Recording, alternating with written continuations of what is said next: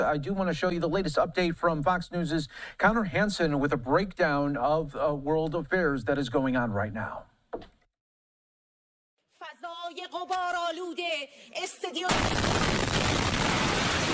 The set of a live broadcast on Iranian state TV was shaken and filled with debris after the building was hit by an Israeli strike. Israel's defense minister said, quote, the Iranian regime's propaganda and incitement broadcasting authority was attacked by the IDF after a widespread evacuation of the area's residents. A spokesman for Iran's foreign minister called the strike a, quote, wicked act of war crime. We aim targets that connected to the regime. Israel says it continues to hit Iran's nuclear sites. But the most important could be a facility hidden deep below a mountain that experts believe only the U.S. has the capabilities to destroy. So far, American forces have only stepped in to help protect Israel from incoming missiles. While meeting with other world leaders at the G7 in Canada, President Trump says there is still a chance for Iran to make a deal to end the fighting. I think a deal will be signed or something will happen. While Israel now claims to have control of Iran's airspace, Iran continues to launch deadly missile and drone strikes at Israel, forcing civilians to take shelter. I would hope that the Iranians are wise enough to take the president up on his offer and to sit down and negotiate this out. Defense Secretary Pete Hegseth says over the weekend he sent more military capabilities to the area to protect U.S. troops. In New York, Connor Hansen, Fox News. All right, Connor, thanks again for those updates. We appreciate it. And just about a couple of hours ago, President Trump putting to his Truth Social saying Iran should have signed the deal. I told them to sign. What a shame and waste of human life. Simply stated, Iran cannot have a nuclear weapon. I said it over and over again. Everyone should immediately evacuate Tehran. So I want to continue to give you the latest updates as well as the insight and analysis here as this story continues to grow. Tensions continue to rise. So I want to bring in our next guest to help break down the matters here in Iran and elsewhere. This is Benjamin Radd, Global Studies lecturer at UCLA. Thanks so much for joining us here on Live Now from Fox. And yeah, it seems like within the last 6 to 8 hours, things have continued to change drastically. Yeah, thank you for having me back. And it's a reflection that as much as we might think we can understand what has happened and what will happen, this whole entire scenario is very unpredictable. It can take any turn in places and directions none of us can anticipate. And so it's just, it's really something to behold that happened in real time.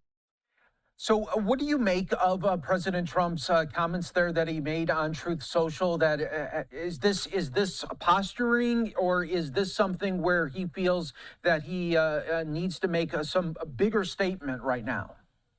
That's part of his unpredictability. What I noted is that his warning about evacuating Tehran, the issue there is that what needs to happen, which to meet Israel's objectives, let's say, and let's assume for a moment that mirrors the U.S.'s objectives, which is number one, to eliminate Iran's potential to create a nuclear weapon, and number two, to diminish Iran's missile production capacity, missiles that can deliver nuclear warheads. To satisfy the nuclear part, at this point, it's quite obvious to everyone that what remains is that secure facility in Fordo, the one that is near the holy city of Qom, which is deep under a mountain and which only the U.S. has ordinances and planes that can destroy it. That is not near Tehran. So to evacuate Tehran, I mean, it's bluster, it's talk, it's bravado, sure, but that's not where the real center of this operation needs to be if the objective of removing that nuclear program is the goal. And number two, there's the missile production. And those are also not necessarily concentrated in Tehran. They are scattered throughout the country. And those Israel can meet on its own without requiring U.S. assistance. So again, this could be Trump just giving a warning. It could be giving an opening. It could just be bluster as well. That's sort of the unknown here. And we know President Trump leaving the G7 early. He is going to be making his way to the White House. He has convened his national security team for a meeting, closed doors in the Situation Room. What do you think? I know we don't have a crystal ball here, but what does the next 24 to 48 hours really look like here in the Middle East?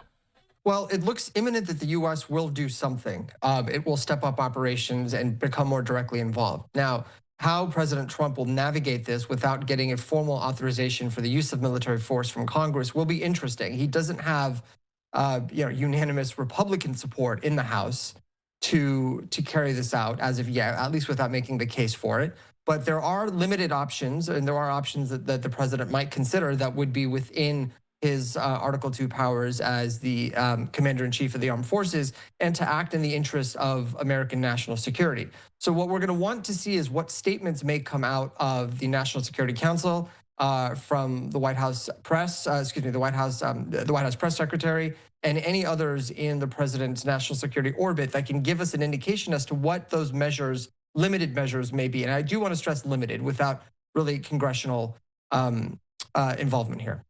Now, Benjamin, is there any way for the U.S. to get involved if we're looking at this one facility, if it's only our power that could penetrate this facility? Is there any way that this could be an isolated incident? We do this one thing and then it's over? Or, I mean, what happens if the U.S. does get involved?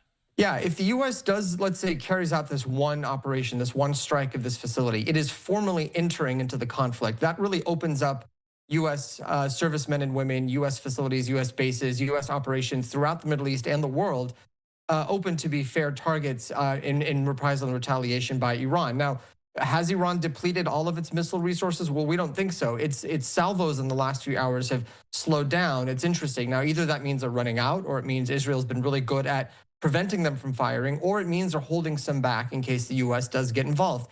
These are things. These are unknowns, and so the issue is if the U.S. becomes directly involved in this way, then it opens itself up to retaliation and puts at risk the lives of American men and women that are serving in the area and elsewhere.